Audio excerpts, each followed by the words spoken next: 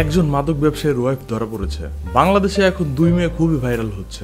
একজন হচ্ছে মাদক ব্যবসায়ীর ওয়াইফ, আরেকজন হচ্ছে তার প্রাইভেট টিচারের মার্ডারের সাথে জড়িত। কিন্তু সেই বিষয়ে পাবলিকের মাথা ব্যথা নেই। পাবলিক পড়ে আছে তাদের রূপ নিয়ে। তারা কম্পেয়ার করা শুরু করেছে দুই নারীর মধ্যে কে বেশি রূপবতী। বাংলাদেশের বেশিরভাগ ছেলেরাই সেই মাদক ব্যবসায়ীর বউর উপর ক্রাশ খেয়ে বসে আছে। তাদের কথা, মাদক ব্যবসায়ীর বউ এত বেশি রূপবতী কিভাবে? একেই বলে বাদরের গলায় মুক্তার মালা। মেয়েটির মাসুম চেহারা দেখে বোঝার উপায় নাই যে এই মেয়ে নাকি তার স্বামীকে মাদক ব্যবসায় সাহায্য করত। কে জানে, আবার এমনও হতে পারে মেয়েটি তার স্বামীর জন্য ফেসে গেছে, তাই আগে থেকে কিছু বলা যাচ্ছে না। আরেকজন মেয়ে হলো সেই পুরান ঢাকার বর্ষা। তার কাহিনী আবার কিছুটা মিন্নির মতো, একটি ত্রিভুজ প্রেমের গল্প, একদম সিনেমাকে হার মানায়। ছোট একটা মেয়ের মাথায় এরকম ভয়ানক চিন্তা কিভাবে আসতে পারে? তার চেহারা দেখে মনে হয় সে ভাজা মাছটা উল্টে খেতে পারে না। সে ভেবেছিল সে দুই নৌকায় পা দিয়ে চলতে পারবে। তার বয়ফ্রেন্ডের সাথে মিলে দুনিয়া থেকে সরিয়ে দিল তাকে। জুবায়েদ ছিল জগন্নাথ বিশ্ববিদ্যালয়ের ছাত্র দলের এক সদস্য।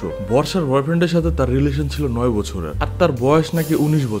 তাহলে কি 10 বছর বয়স থেকে মেয়েটা প্রেম করা শুরু করছে? সে তার প্রাইভেট টিচারের প্রতি নিজে দুর্বল হয়ে পড়ে। তারপরে সে তার 9 বছরের প্রেম ব্রেকআপ করতে চায় তার বয়ফ্রেন্ডের সাথে, তার প্রাইভেট টিচারের জন্য। এই জন্যই তার প্রাইভেট টিচারকে মেরে ফেলার পরিকল্পনা করে তার বয়ফ্রেন্ডের সাথে। তার টিচার বেঁচে থাকতে নাকি তার বয়ফ্রেন্ডের কাছে ফেরত যেতে পারবে না। সবচেয়ে অবাক করা বিষয় হলো, তার খুনি প্রেমিক যখন জুবায়েরকে খুন ছিল, তখন সেই বর্ষা তার বাসার 3 তলায় বসেছিল। সবকিছু সে ওখানে বসেই দেখছিল।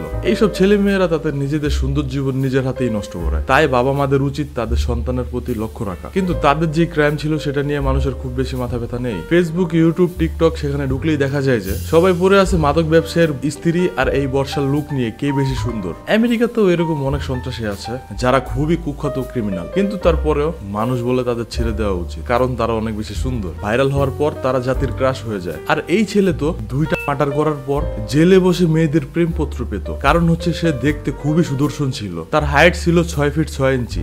রিসেন্ট বাংলাদেশের কাহিনীগুলোও এমন হয়ে যাচ্ছে। ক্রিমিনাল সুন্দর হলেই সবার ক্রাশ খাওয়া শুরু। আপনার কি ধারণা? আপনি কি কোনো ক্রিমিনালের উপর ক্রাশ খেয়েছেন? খেলে কমেন্টে জানাবেন।